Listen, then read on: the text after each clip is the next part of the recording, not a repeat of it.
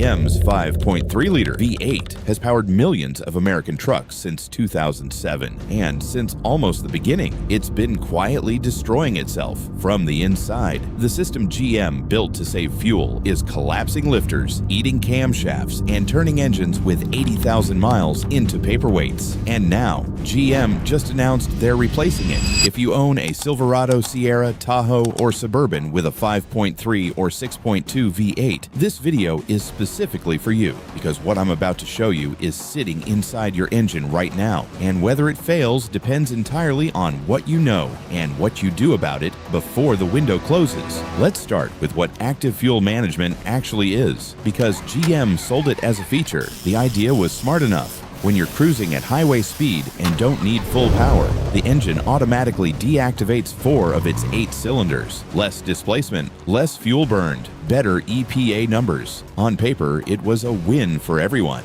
But here's the question nobody at GM asked loudly enough. What happens to the mechanical components that enable this cylinder deactivation after 100,000 cycles? Because the answer to that question is what's destroyed millions of engines. Here's what actually happens. The AFM system uses specialized lifters, small hydraulic components that can collapse to deactivate the cylinder. These lifters operate under extreme pressure. Over time, they wear in specific patterns that the standard V8 design was never engineered for. The oil passages that feed these lifters are unusually small. When oil breaks down or maintenance is slightly delayed, those passages restrict. The lifter loses hydraulic pressure, collapses at the wrong moment, and the camshaft, which the lifter rides against, gets destroyed. And here's the number that matters. Repair bills ranging from $4,000 to $10,000 for a truck that felt fine the day before. So which trucks are affected? This is where the numbers get uncomfortable. The AFM system was introduced on GM 5.3-liter engines starting with the 2007 model year. That's 17 years of this system being installed in millions of Silverados, Sierras, Tahoes, and Suburbans. The pattern of complaints is concentrated in roughly the 2007 to 2021 range, with the 2014 to 2019 window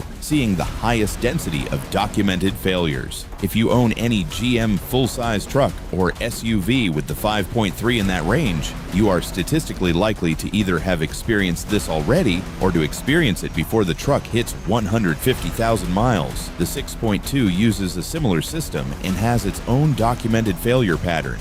You're probably on this list. Now here's what GM has and hasn't done. Over the years, GM has issued technical service bulletins, TSBs, acknowledging various aspects of the AFM system's behavior. A TSB tells dealers how to handle a problem when it comes in.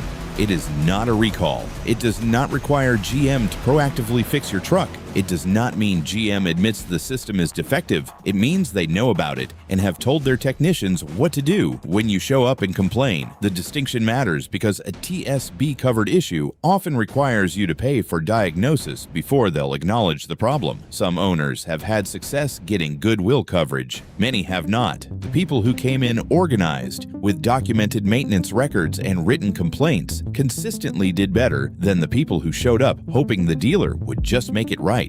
And now, GM has announced that they are retiring the current 5.3 and 6.2 V8 architecture for 2027 and beyond. A new engine family is coming. GM says it addresses the AFM concerns: better design, better tolerances, improved fuel management. And that might all be true, but here's the problem with every first-year engine. You don't know yet. The history of new engines from every major automaker is littered with first-year problems that weren't discovered until real owners drove them in real conditions for real miles. The EcoBoost, the Toyota V35A, the Ram 3.6, all of them had first-generation issues that a spec sheet didn't predict. Smart owners know this. And right now, a specific window exists where the current V8's resale value is still acceptable before buyers figure out what they're replacing it with. Let's talk about what this failure actually costs when it happens. A full AFM lifter and camshaft replacement on a 5.3-liter engine is not a simple repair. Parts alone run $1,500 to $3,000. Labor, because this is deep engine work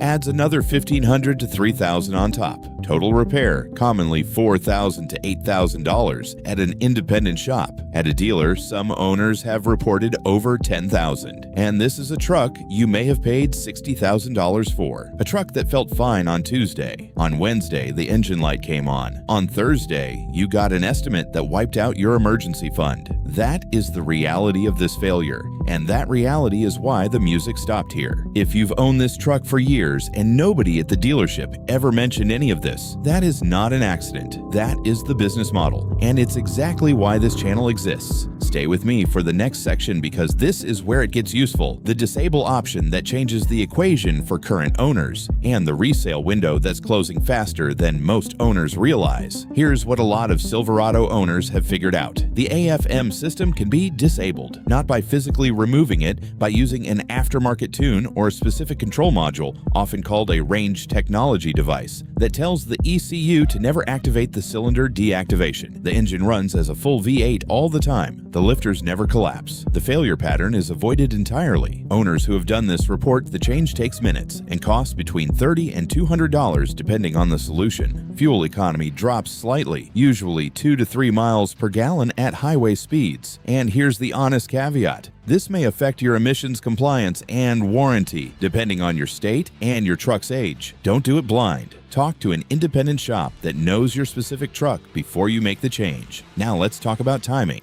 because this is where smart owners are thinking 3 moves ahead. With GM announcing the new engine for 2027, 2 things happened simultaneously in the used market. First, buyers who know about the AFM issue start avoiding current generation 5.3 trucks as the announcement makes news. Second, buyers who want a proven V8 don't yet know whether the new engine is reliable or not. Right now, today, there is a window where a well-maintained 2018 through 2022 Silverado with the 5.3 can still be sold at a reasonable price. To buyers who don't know what you know, or to buyers who'd rather have a known product than an untested one, that window closes as the market prices in the new engine and the AFM narrative spreads further. Smart owners are making the decision now, not next year. So here's what the owners who figured this out are actually doing. The ones keeping their trucks are installing the AFM disable immediately, switching to a higher quality full synthetic oil in a shorter change interval, and building a documented maintenance record they can show to a future buyer. The ones selling are moving while the market still values the current generation before the 2027 narrative takes full hold, and the ones shopping for a replacement are doing the one thing that protects them from the same trap on the new engine,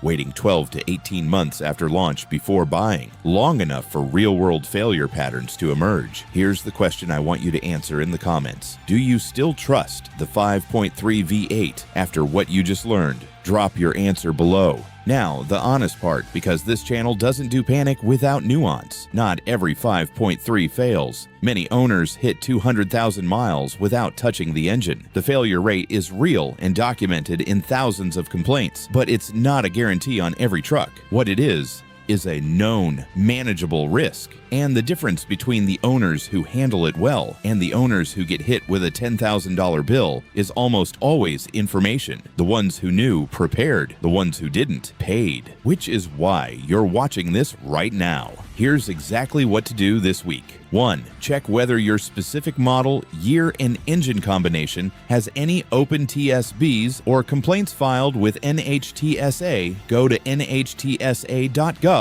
and search your VIN. 2. Talk to an independent GM specialist about the AFM disable option for your truck and what it costs in your state. 3. If you're over 80,000 miles on the original engine with no AFM intervention, get it inspected before the next long trip. 4. If you're considering selling, pull comparable listings this week and see what the market is actually paying. The window may be shorter than you think. And 5. If you're shopping for a used Silverado or Sierra right now, ask specifically about AFM disable status and maintenance history. How they answer tells you everything, because the trucks got more complicated, and the owners who stay informed are the ones who don't get caught with a repair bill that changes their financial picture. Don't be that owner. Hit subscribe. We do exactly this every week. And watch these next. If you missed how this same pattern is playing out on Ford's EcoBoost right now, That video is right here, and if you want to see where GM's 6.2-liter fits into this story, the engine that has its own set of issues most owners don't know about,